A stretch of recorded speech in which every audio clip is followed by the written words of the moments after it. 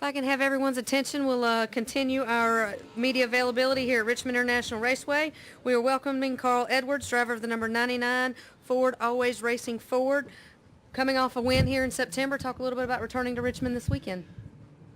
We couldn't come to a better track as far as I'm concerned. This place is a lot of fun. We've had great luck here lately, and with the pressure off for us, I mean, this is really just a fun Saturday night race. So this is great. I'm proud to have Ford Always Racing on the car.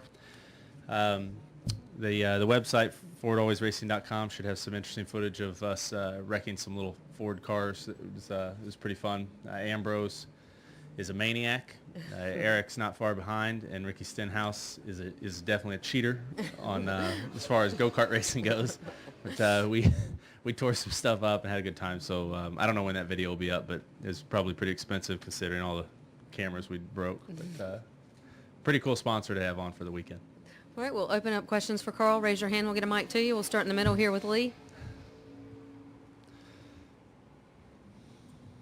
Lee Spencer, Motorsport.com. You told the crew that you really felt like you had something to work with out there. What do you think the conditions are, and if it rains, is that going to change the whole ball game tomorrow? Well, I think so the rain is coming, and if it does in fact rain like it looks like it's going to change the racetrack a lot. And then we've got two races, the second of which is on different rubber than we're going to race on Saturday night. So I think that the first 100 laps of this race are going to be very tough.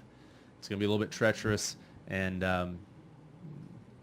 when I told my crew that, I was kind of putting together how everything went the whole day, thinking about how the race is going to go, and I feel like we have a piece that's going to be good for the second half of the race. This place is so hard to predict what your car is going to be doing at the end. It's taken me 10 years to figure out how I really want my car in practice so that it's good in the race. But I feel pretty good about it. Thanks. All right, additional questions for Carl? Reed? Reed Spencer with NASCAR Wire Service. Carl, I wondered if you had seen Steve O'Donnell's comments from Iowa yesterday and what your reaction was to the fact that they are going to go to reduced horsepower and that aero and tires are also on the table at this point. I could not be more excited that they are considering the whole package. I think when I first heard the horsepower change, I thought, oh man, this is not going to be good. But to read the comments and see the word aerodynamics in there, you guys know how I feel about that. I've worn them out. They roll their eyes when I start talking about less downforce. But I really believe it doesn't matter if we have 500 horsepower. If we don't have aerodynamic influence, it allows Goodyear to build softer tires. It allows the racing to be more dynamic because there'll be guys with old tires, worn out tires. You can race closer. So I feel like if they really approach it the way they say they're going to, it's going to be great. I mean, anything that makes it cheaper to run in the series makes it more competitive. You take the aero part out of it, it makes it better racing and lets Goodyear work on the tires more. So as a package, I'm really excited about it. Okay, we'll take our next question to the right over here from Mike. Mike Neff from FrontStretch.com. Carl, you've got one win, but overall Roush seem to be struggling a little bit this year compared to the Toyotas and even the Fords out of Penske's camp. Somebody is backing up a very long way. Yeah. As your season's going along and you're starting to get into this a little bit more, do you feel like you guys are making strides in the right direction? And how much further do you think you need to go before you're truly competitive with everybody else? Well, unlike that guy, I think we do have it out of reverse. We are in a forward gear now, which is important, and that's the key. I mean, this sport. What happens from my perspective, the sport moves forward so quickly. You have to move forward at that rate or greater. And if at Roush Fenway, we definitely picked up our super speedway program. We picked up our short track program, but the mile-and-a-half program, which has basically been our bread and butter, so to speak, for a long time, that's not been very good. So we've been working very hard on it. I do believe that for us to have a legitimate shot at this championship, we have to fix that, and everyone is working as hard as they can. I mean, there are a lot of things on the table, and if any of them prove to be the helpful, I think it's only going to be better for us. So as a group, we're working as hard as we can. I believe we have a really good shot at winning this race here. I believe we're fast at Phoenix. We're fast. We were even fast at Martinsville. I mean, we'll probably be good at Dover. We have to be better at the mile-and-a-halves.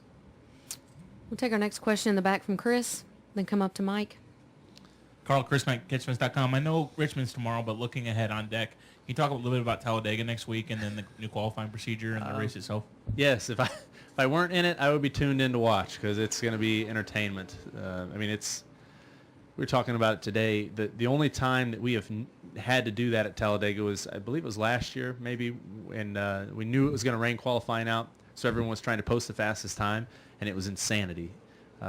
We ended up getting the pole, which was great, but we almost wrecked the race car, and Jimmy and I were talking about that, and we thought, man, we just got to do this, we got to do that, and then he pointed out the fact that we're going to have 3 rounds of it, so I have a feeling it might be more dangerous than the race, from a tearing the race cars up standpoint. So I really don't know what to expect. I'm glad we're not, glad we're in the position we're in points and we've got to win already, because it's going to be interesting.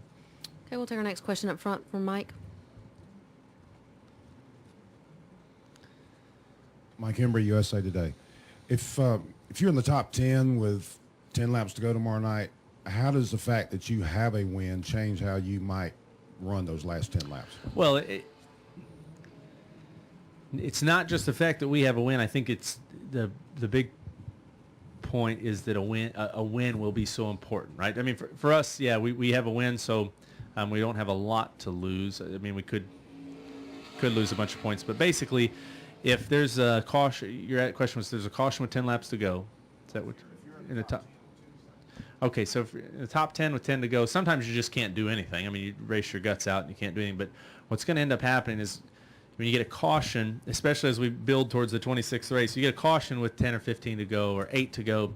You're going to have a lot of guys staying out. You're going to have some crazy things on restart. I mean, if we're 10th doesn't mean much to us at this point. We want to go for it to get a win. So we will take a bigger risk. I think a lot of people will do that.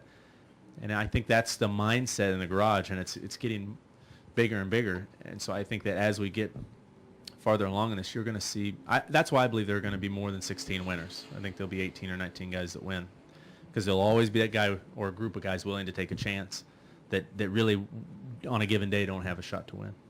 Okay, we'll take our next question from Hank. Hank Kurz with AP.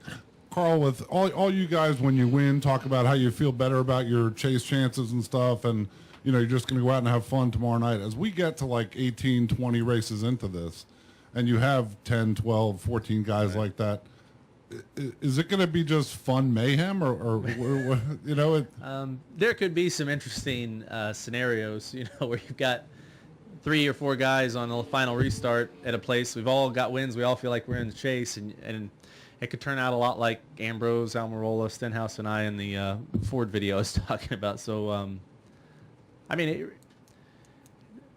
I'll tell you what's neat, and I got to give Brian France and the guys credit, because I was pretty vocal about my concerns about this format.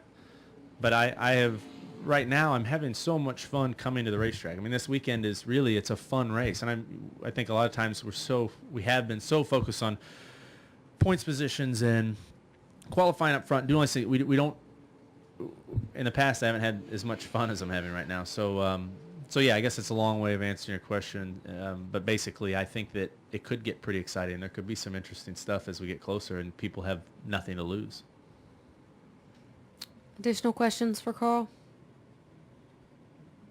All right, Carl, thank you very much for your time this afternoon. Good luck this weekend. All right, thanks, guys.